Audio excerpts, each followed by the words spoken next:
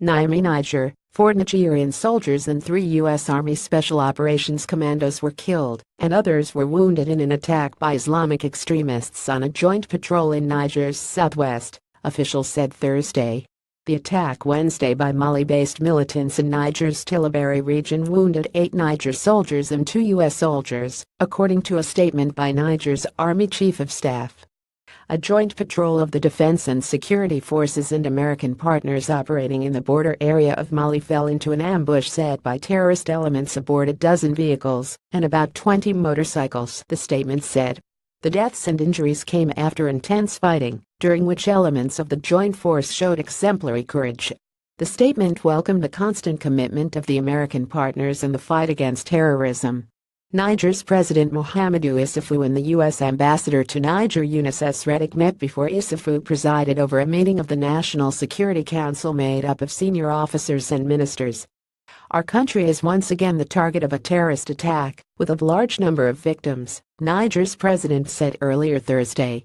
No group has claimed responsibility for the attack about 200 kilometers 124 miles north of Niger's capital, Niamey. However, Islamic extremist groups, including Al-Qaeda in the Islamic Maghreb, operate in the region and sporadically launch cross-border raids.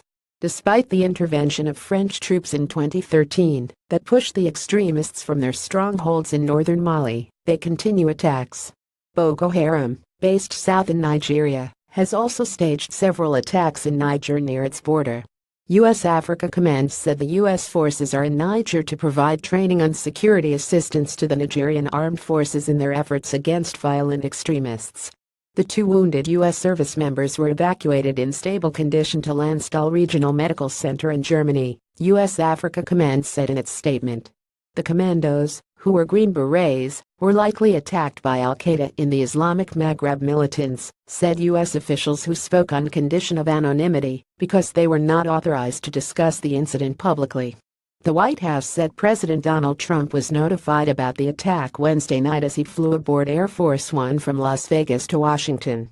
Mali, Mauritania, Niger, Burkina Faso and Chad are putting together a 5,000-strong G5 Sahel force to fight the growing threat from extremists in the vast Sahel region.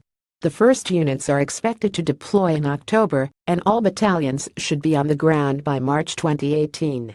The Security Council unanimously adopted a resolution in June welcoming the deployment, but at U.S. insistence it did not include any possibility of UN financing for the force. The countries have been pressing the international community to help funding and in equipping troops and ensuring their mobility and help with logistics, communications, and protection in the field.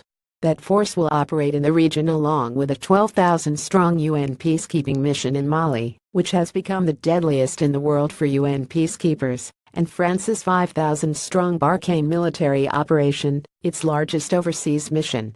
Balder contributed to this story from Washington, D.C. AP journalist Carly Petition, Dakar, Senegal, contributed to this report.